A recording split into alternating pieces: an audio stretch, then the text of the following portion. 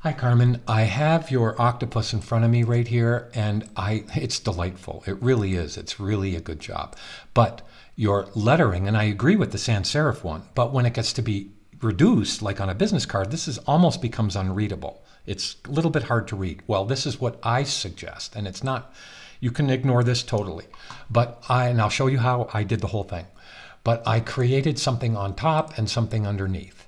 So now when it goes down, it reads real well. And I know you probably know how to do this, but I want to just guide you through how to even make this interior line on the inside. So I'm going to throw away this group, and I'm going to throw away actually what I'm going to do so I can show you from the very beginning is I'm just going to revert to this one that I opened up.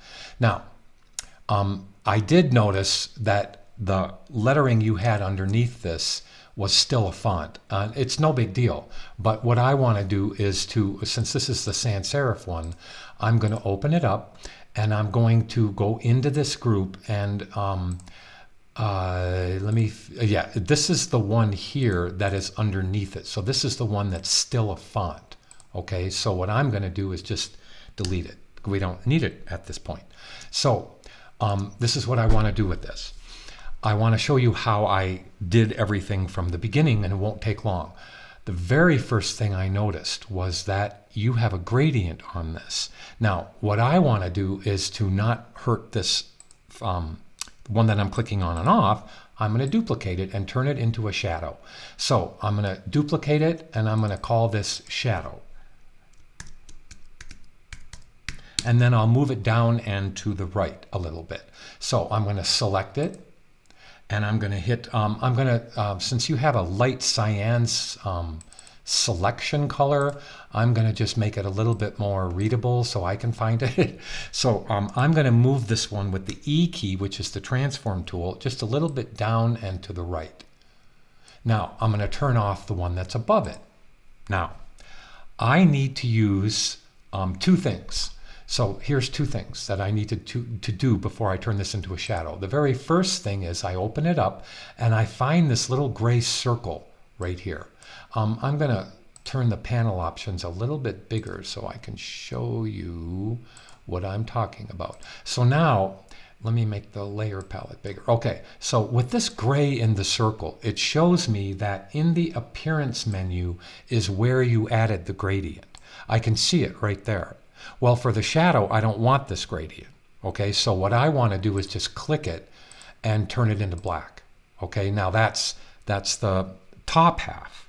All right, so now I'm going to select the bottom half and I'm going to turn it. I can do it either here in the tool palette, or it doesn't matter. I can do it here and I can just turn it into black as well. So now let me see. Oh, I didn't suggest. I didn't select the whole thing. I wanted to select the whole thing and turn it black.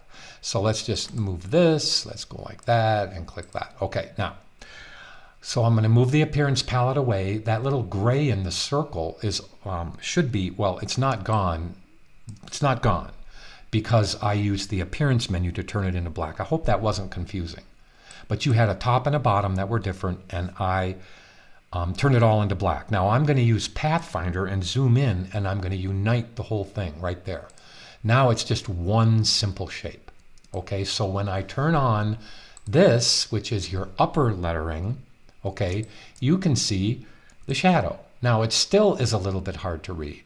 So what I did was I duplicated the shadow, moved it higher in the object, okay, flipped it by clicking either Shift X or just moving it to more of a stroke only.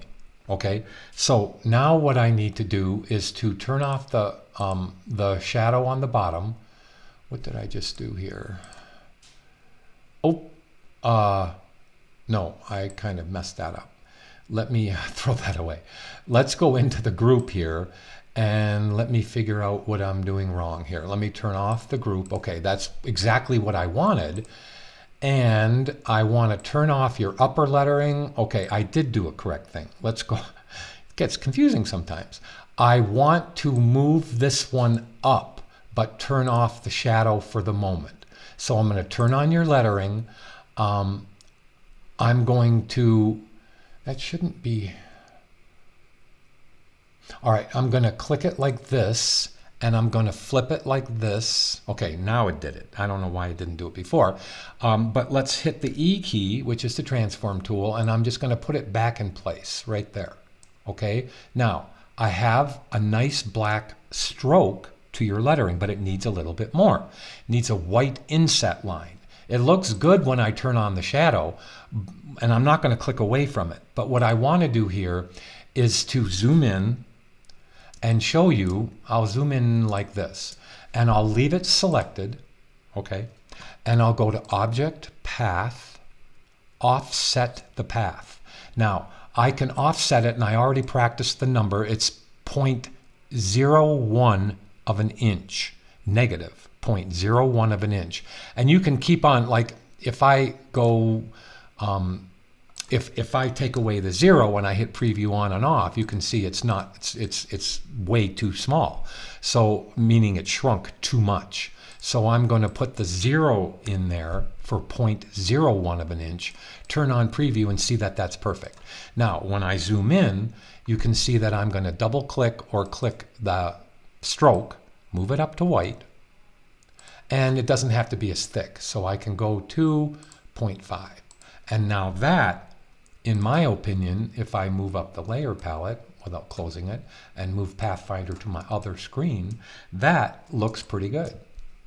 And it reads real well. Now, as I noticed, there's some iffies. So you can see here on this white offset line, I'm going to zoom in, hit the P key, add a pen point, hold Command or Control, and just lift that up like this. Then if I wanted to, I could take the pen and minus this out and minus this out. Now, let's go over here, do the same thing. I'm going to add a pen point, hold Command or Control, move it up so it's visually straight, take the pen and subtract out the 2 points here, and now that's really beautiful. It really sings. Now, if that's not what you want, you're the designer. You have to tell me, but that looks pretty darn good, especially when you see the whole octopus in here. Let me move my layer palette over. And that looks gorgeous. So what I'm going to do is I'm going to take a shot of this, and I'm going to send it to you. So I hope that's just a suggestion. That's you know what? I forgot to turn on the shadow. So I'm going to go back. Sorry. Turn on the shadow, which gives it more depth, okay, and reads real well, especially at smaller sizes. See how well that reads when it's small? Well, let's just now send it to you. Okay, thanks.